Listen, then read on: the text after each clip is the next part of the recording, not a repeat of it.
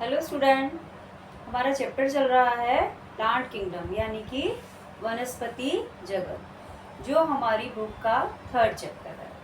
हमने क्लासिफिकेशन के बारे में पढ़ लिया था और आज हम पढ़ेंगे फर्स्ट ग्रुप यानी कि थैलोफाइटा, जिन्हें हम साधारण भाषा में एल्गी या शैवाल भी कहते हैं। ये सबसे सरल ग्रुप है हमारे प्लांट्स का, जिसमें प्लांट की बॉडी में ना तो रूट है, ना स्टेम है, ना लीव्स है, यानी उनकी जो बॉडी है जड़, तना, पत्ती में विभक्त नहीं होती है। और ये जनरली कहाँ रहते हैं?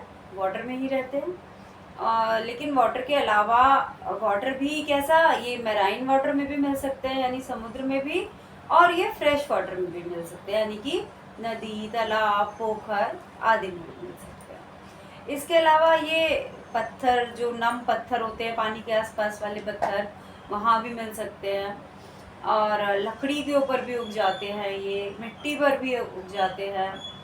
और इसके अलावा ये कवकों के साथ सहजीवन में भी रहते हैं, जैसे कि लाइकेन होता है। इसके अलावा ये हमारे कुछ एनिमल्स की बॉडी के ऊपर भी रहती है यानी उग जाती है, जैसे कि हमारा स्लॉथ बियर होता है उसकी बॉडी के ऊपर। अब इन्हें हम 3 ग्रुप्स के अंदर डिवाइड करते हैं on the basis of their colour. उनके कलर के अकॉर्डिंग, उनका रंग कैसा है, उनमें कौन से पिगमेंट पाए जाते हैं, इसके आधार पर हम इन्हें 3 ग्रुप्स में डिवाइड करते हैं। The first group is Chlorophyceae, जिन्हें हम साधारण भाषा में हरे शैवाल या ग्रीन एल्गी भी कहते हैं। सेकेंड इज रोडोफाइसी, ये लाल शैवाल है यानी red algae. And third one is Phaeophyceae यानी कि भूरे शैवाल। तो आज हम बात करेंगे किसकी? सबसे पहले बात करेंगे हम हरे शैवालों की। तो हरे शैवालों के अंदर जो पिगमेंट्स होते हैं वो कौन से होते हैं? Chlorophyll A and chlorophyll B, जिसकी वजह से उनका जो कलर है वो कैसा दिखाई देता है? ग्रीन दिखाई देता है। इसके अलावा इनके अंदर जो क्लोरोप्लास्ट पाया जाता है वो अलग अलग शेप का हो सकता है। कुछ एल्गी के अंदर ये डिस्क शेप होता है, और जैसे कि क्लोरेला के अंदर। कुछ के अंदर ये गिडल शेप होता है, गिडल कह सकते हैं हम, डिस्कॉइड शेप हो सकता है, लाइक दिस, इस तरीके का हो सकता है, जैसे कि यूलोथ्रिक्स के अंदर। इसके अलावा ये जाली कवक या रेटिक्यूलेट हो सकता है, जैसे कि क्लेडोफोरा के अंदर। कप शेप भी होता है क्लेमोइडोमोनास के अंदर। रिबन लाइक, या हम कह सकते हैं स्पाइरल शेप होता है स्पाइरोगायरा के अंदर। अब जो हमारे ग्रीन एल्गी होते हैं उनके अंदर जो फूड स्टोर होता है वो जनरली किस फॉर्म में होता है? स्टार्च की फॉर्म में होता है। इसके अलावा उनके क्लोरोप्लास्ट के अंदर एक स्पेशल स्ट्रक्चर पाया जाता है जिसे हम कहते हैं पाइरेनॉइड।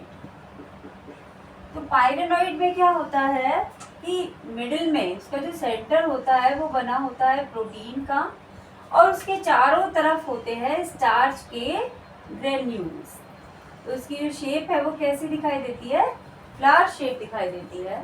और इस रूप में भी जो हमारे ग्रीन एल्गी हैं उनके अंदर फूड स्टोर होता है। और ये पाइरेनॉइड कहाँ होते हैं? ये क्लोरोप्लास्ट के अंदर धंसे हुए होते हैं। और कुछ जो हमारे ग्रीन एल्गी होते हैं उनमें ऑयल ड्रॉपलेट्स के रूप में भी हमारा ये जो फूड है स्टोर होता है। अब इसके बाद हम बात करेंगे इनकी सेल वॉल की। तो जो इनकी सेल वॉल होती है वो हार्ड होती है और 2 लेयर्स की बनी हुई होती है। जो उसकी आउटर लेयर होती है वो सेल्यूलोज की बनी होती है, जबकि जो इसकी अंदर वाली लेयर होती है, सॉरी, इनकी जो आउटर लेयर होती है वो पेक्टेट की बनी होती है, जबकि इनकी जो अंदर वाली लेयर होती है वो सेल्यूलोज की बनी होती है। अब इनकी जो सेल वॉल है वो कैसी है? हार्ड है। इसकी जो इनर वॉल है वो किसकी बनी है? सेल्यूलोज की। And the outer one is made up of pectate. ये किसकी बनी होती है? पेक्टेट की। अब इनके अंदर जो रिप्रोडक्शन होता है, रिप्रोडक्शन इनके अंदर हमारा वेजिटेटिव भी होता है, एसेक्सुअल भी होता है, सेक्सुअल भी होता है, और जनरली ये कैसे होते हैं, हैप्लॉइड होते हैं। वेजिटेटिव रिप्रोडक्शन यानी कि कायिक जनन किसके द्वारा होता है, फ्रेगमेंटेशन के द्वारा होता है।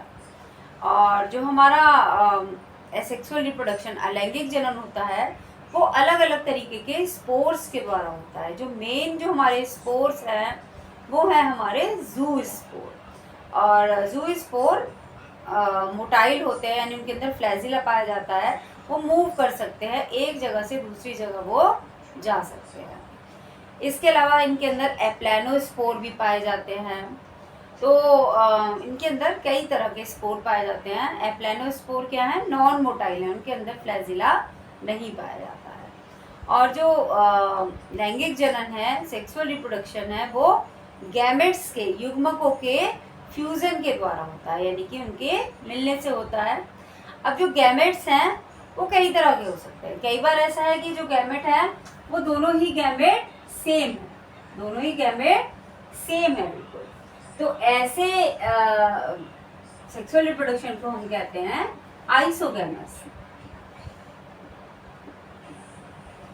अब ये जो हमारे गैमेट्स हैं सेम है, तो ये फ्लैजिलेट भी हो सकते हैं और नॉन फ्लैजिलेट भी हो सकते हैं। इसके अलावा दूसरी कंडीशन है एनाइसोगैमस, यानी कि एक गैमेट हमारा बड़ा है और दूसरा गैमेट हमारा छोटा है, या दोनों अलग अलग साइज के हैं। और तीसरी कंडीशन है हमारी oogamous टाइप, जिसके अंदर जो हमारा फीमेल गैमेट होता है वो बड़ा होता है, नॉन मोटाइल होता है, जबकि जो मेल गैमेट है वो छोटा होता है और मोटाइल होता है। तो आज के लिए बस इतना ही, और कल हम कुछ एग्जाम्पल्स पढ़ेंगे ग्रीन एल्गी के, और कुछ पॉइंट्स जो उसके रह गए हैं वो भी हम कल डिस्कस करेंगे। Okay, bye.